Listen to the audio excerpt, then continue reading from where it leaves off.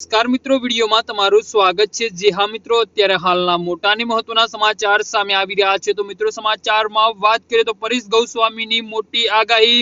કેરળ કાંઠેથી ચોમાસું જેમ જેમ આગળ વધ્યું તેમ તેમ ગુજરાતમાં પ્રી મોન્સૂન એક્ટિવિટી વધી ગઈ છે। રાજ્યમાં કાળઝાળ ગરમીનું પ્રમાણ ઓછું જરૂર થયું છે, પરંતુ ભેજવાળા પવનોના કારણે અસંખ્ય ઉકાળ અને બફારાથી બેહાલ લોકો ચોમાસાની કાગડોળ રાહ જોઈ રહ્યા છે। તો જો કે ઝડપથી આગળ વધી રહેલું ચોમાસું મહારાષ્ટ્ર પહોંચી નબળું પડી ગયું છે।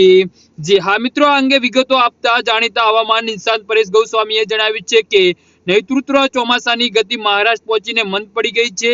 ગઈકાલથી ચોમાસું એક જગ્યાએ સ્થિર થઈ ગયું છે। જો આ મોન્સૂન બ્રેકની સ્થિતિ લાંબા સમય સુધી નહીં રહે।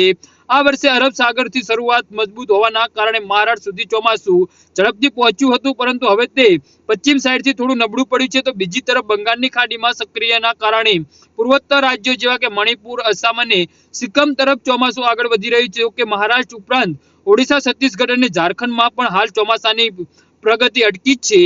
જી હા મિત્રો, તો આના વિશે તમારું શું કહેવું છે તો નીચે અમારી કમેન્ટ બોક્સમાં જરૂરથી જણાવજો અને અમારી યુટ્યુબ ચેનલને સબસ્ક્રાઇબ કરવાની ભૂલતા નહીં। ધન્યવાદ।